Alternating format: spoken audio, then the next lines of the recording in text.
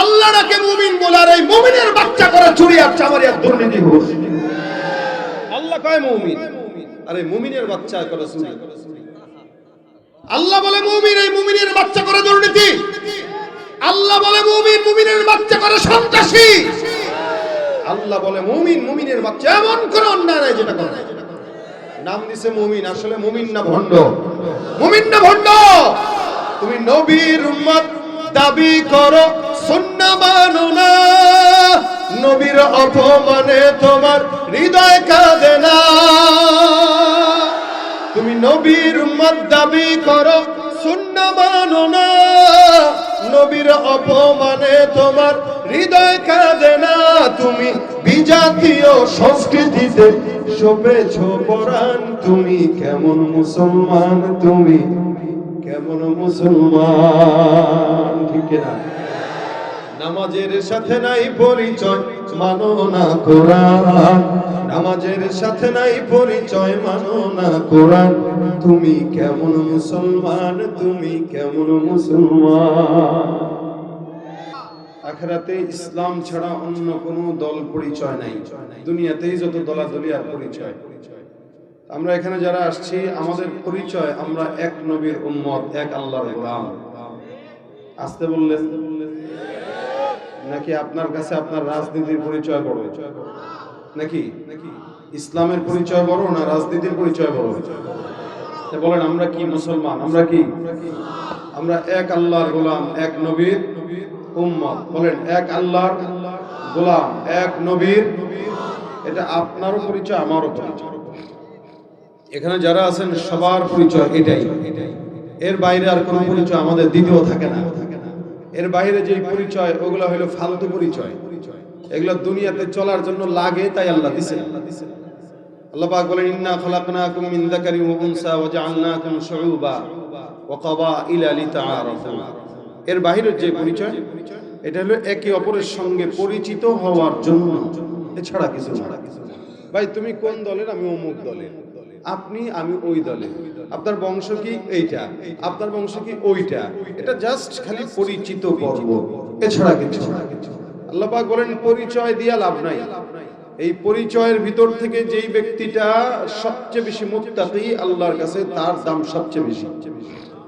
সুবহানাল্লাহ কইতে কষ্ট লাগে আপনাদের না? আরো মনে হইতেছে আরো কমে গেছে আওয়াজ। সামনে পিছনে, পিছনের ভাইরা কি কথা বলতে জানে না? জানে? পিছনের ভাইরা জানেন কথা বলতে? জানেন যদি সবাই আওয়াজ দিয়ে বলেন সুবহানাল্লাহ। আবার বলেন সুবহানাল্লাহ। এই যে বললেন তো, আল্লাহ পাক রব্বুল আলামিনের হাবিব বলেন ইন্না ফিল জান্নাতি লাশাজারা। কেউ একবার সুবহানাল্লাহ বলেছে তো আল্লাহ পাক তার জান্নাতে একটা গাছ লাগায় দিয়েছেন। এখন যারা বলেছেন তাদের জান্নাতে একটা গাছ লেগে গেছে। আবার বলেছেন তো আরেকটা লেগে গেছে, সুবহানাল্লাহ। আবার বললেন তো আরেকটা লেগে গেছে। যত বলবেন তত লাগবে। জবান খুলে বলেন সুবহানাল্লাহ। কত বড় বলেন? একটা দ্রুতগামী ঘোড়া, এই গাছের গোড়া যদি দৌড়ায়, মিনিমাম 500 বছর পর্যন্ত দৌড়াইলেও সেই গাছের গোড়া শেষ করতে পারবে না। এখন আসেন, একটা ঘোড়ার দৌড় কতটুকু স্পিড? আপনারা যারা হুন্ডা চালান কত স্পিডে চালাইতে পারেন? 100, 120, 10। এর বেশি চালাইলে আর বাঁচার দরকার নাই। কবরে সোজা। আগে খুঁটবেন, তারপরে যায় কবরে সাইকেল সহ পড়বেন। এর বেশি চলে না। আমরা প্রাইভেট সর্বোচ্চ, আমি নিজে যেটা চালাইছি বলবো না, কারণ ক্যামেরা ট্যামেরা আছে তো ঝামেলা আছে। মোটামুটি ভালো স্পিডে চালানো যায় যদি রাস্তাঘাট ফাঁকা থাকে। কিন্তু কতটুকু আর গাড়ির মিটার 180-তে দেওয়া, আপনি 70-এ চালাইতে পারবেন। সর্বোচ্চ টেনে হেসড়ে 70-এর উপরে উঠতে পারবেন, কিন্তু ইঞ্জিনে ধোয়া উঠে যাওয়ার সম্ভাবনা আছে। এর চেয়ে বেশি ক্ষমতা তার নাই। আমি গত কয়েক বছর আগে একবার মক্কা থেকে মদিনায় সফরে যাচ্ছিলাম। হঠাৎ করে আমাদের বাস চলতেছে, তো স্বাভাবিক আরবে যেই গাড়িগুলো চলে বা দেশের বাইরে যে গাড়িগুলো চলে, এগুলো মিনিমাম 120 গতিতে চলে। মিনিমাম, এটা তার একদম কমন একটা স্পিড। 120 গতিতে যখন গাড়ি চলতেছে, আমরা হঠাৎ করে তাকায় দেখলাম ডান পাশ দিয়ে একটা ঘোড়সওয়ারি তার ঘোড়াকে আমাদের গাড়িকে চোখের পলকে ওভারটেক করে সামনে চলে গেল। তা আমার গাড়ি যদি চলে 120-এ, না হলেও এই ঘোড়ার দৌড় আছে 180। আমরা কিছুক্ষণ তাকায় রইলাম অবাক হয়ে, ধুলা উঠতেছে, মনে হইলো 10-15 সেকেন্ডের বেশি সময় লাগে নাই, আমাদের চোখে ধুলা দিয়ে সে উধাও হয়ে গেছে মরুভূমি। তার মানে এই ঘোড়াটা না হইলেও 200 কিলোমিটারের বেশি গতিতে চলতেছে। ইঞ্জিন আছে কোনো? কথা কয় না এরা। ভাই আমি আগেই বলে দিই, আপনাদের আওয়াজ স্বতঃস্ফূর্ত যেমন ফিডব্যাক আসবে, আমার আলোচনা তেমনই হবে। কারণ আপনারা কবরস্থানের নীরবতা বানায় রাখবেন আর মনে করবেন বক্তা আপনাদেরকে উল্টায় দিবে একদম দুনিয়া। এত সহজ না। সারা বছর প্রোগ্রাম করি, এত জুত নাই গলার। আপনারা গলা বাঁচাইবেন, আমি গলা বাঁচায় কথা বলবো। আপনারা যদি সজাগ থাকেন, ওয়াজ হবে, ফাঁকে দু একটা গজল শোনাবো। এখন আপনাদেরকে আমি ঠেলে ঠেলে গজল শোনানোর মতো কোনো ইচ্ছা আমার নেই।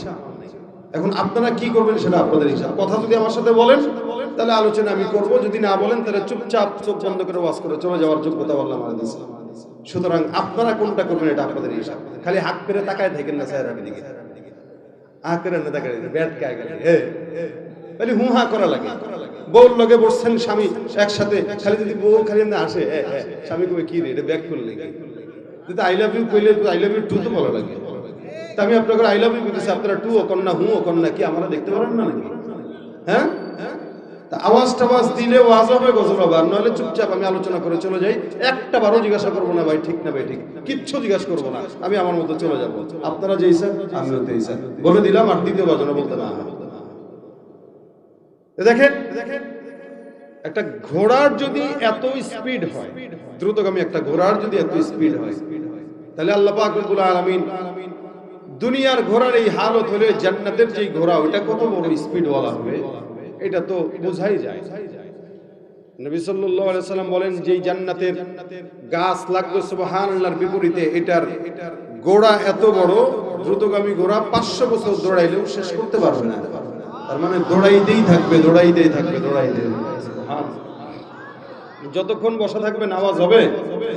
বলেন সুবহানাল্লাহ, আলহামদুলিল্লাহ, আল্লাহু আকবার।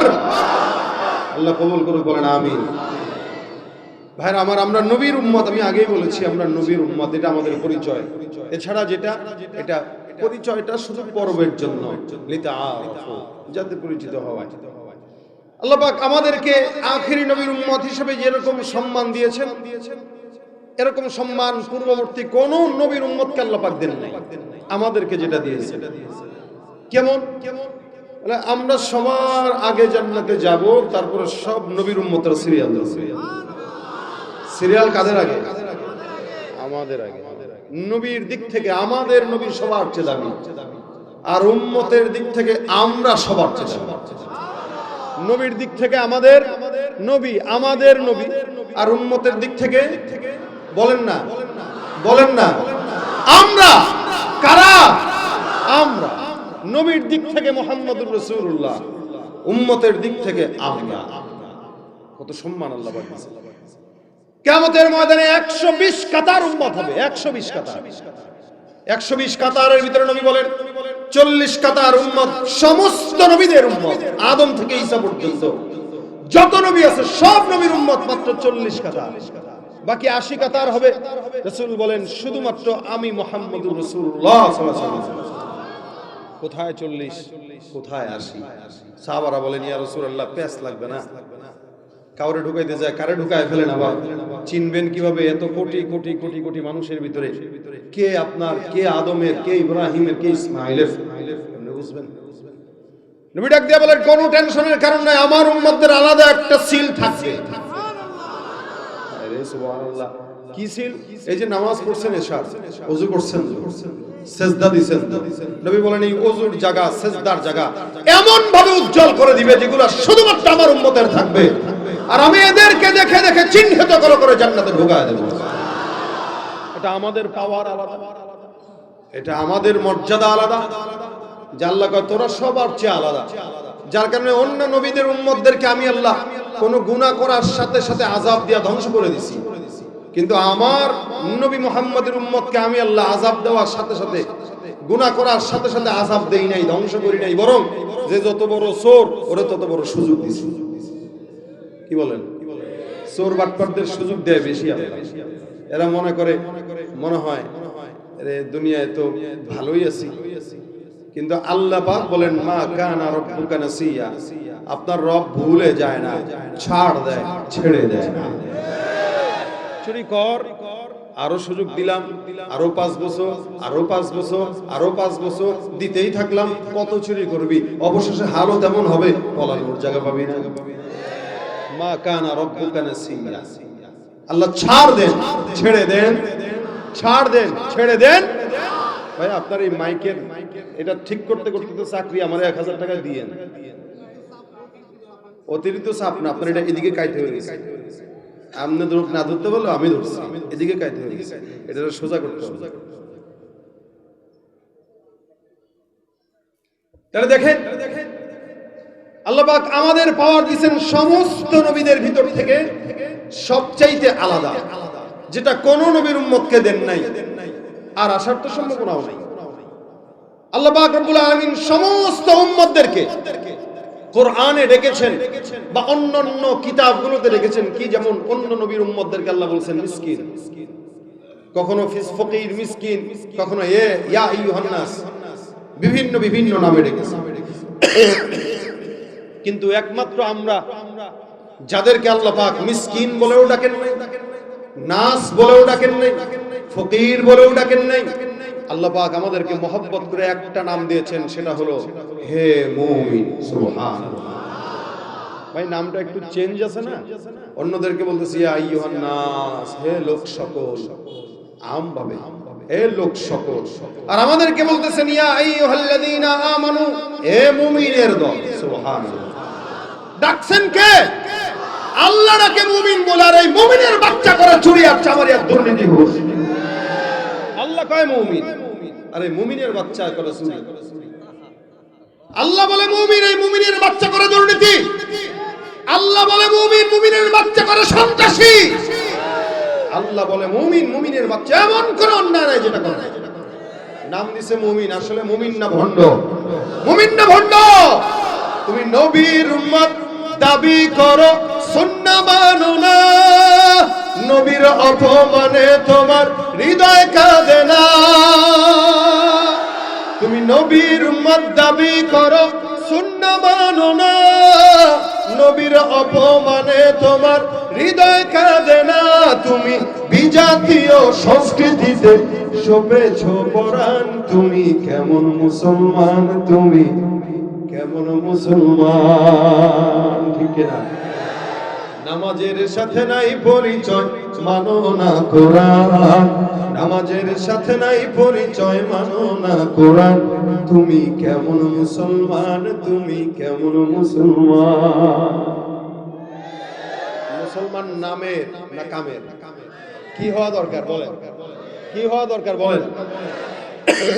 কামের, নামের নয়। নামের মুসলমানের অভাব নাই, যার কারণে এখনো পর্যন্ত এদেশে ইসলামী হুকুমত আসে নাই। নামের মুসলমানের অভাব নাই, এই কারণে এই দেশের সরকারে বা রাষ্ট্রে এদেশে এখনো পর্যন্ত ইসলাম আসে নাই। যদি নামের মুসলমান হইতো এত সংখ্যা দরকার ছিল না, বহু আগে ইসলাম কায়েম হয়ে যেত। আল্লাহ বলেন মুমিন, আর হে ঘুষের কারবারি করে।